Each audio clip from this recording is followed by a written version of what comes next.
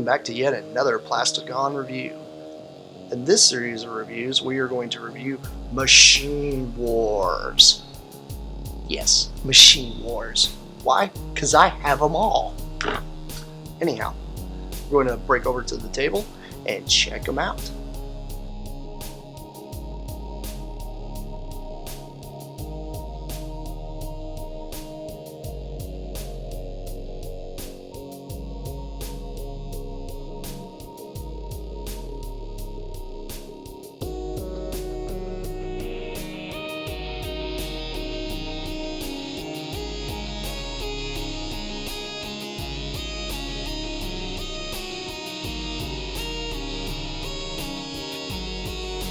Moving on to the flyer of the Autobots here is Sandstorm.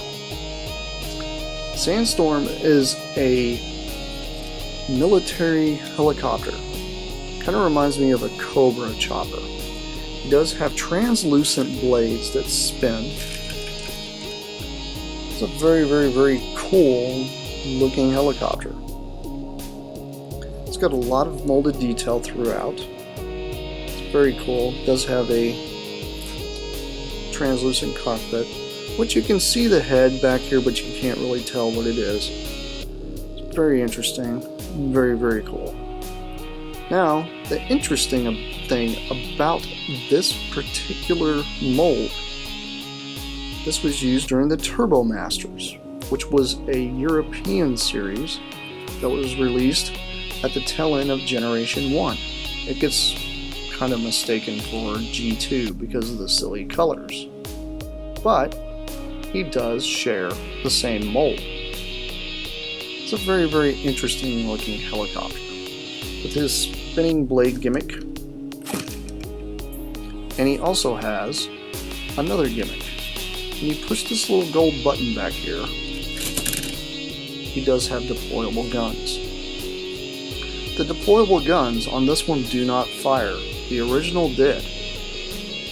We have yet to figure out why the gimmick was gutted, considering you can actually see the big gaping holes where the triggers would have been.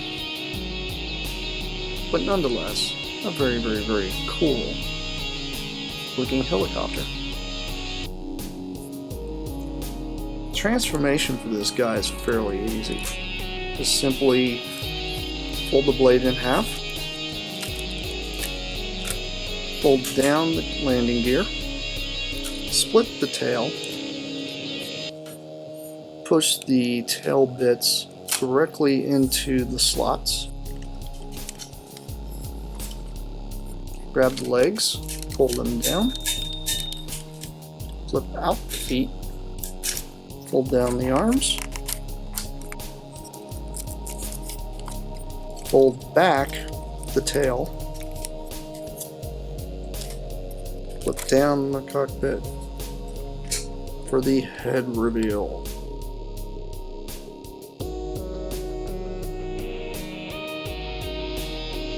As for Sandstorm, he really doesn't have much articulation. He does have ratcheting hips and knees, although this is just kind of weird. He is able to sit because he's got this propeller sticking out on the back, but you're not going to get much articulation out of this guy, mainly because there's a pin between his knees that keep him from moving. He also has ratcheting arms, but they only move out like this. They don't twist or anything. And also no moving head. But for a redux of a Generation 1 mold, it's still very cool. It has a lot of molded detail and looks very awesome. It's definitely a buy, especially if you're trying to finish the Machine Wars line, or if you're just into brick bots.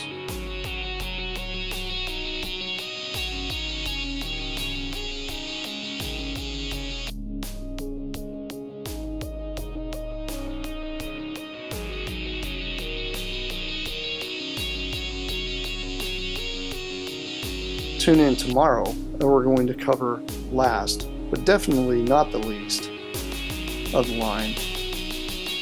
Obviously, you guys know what's coming. See you tomorrow.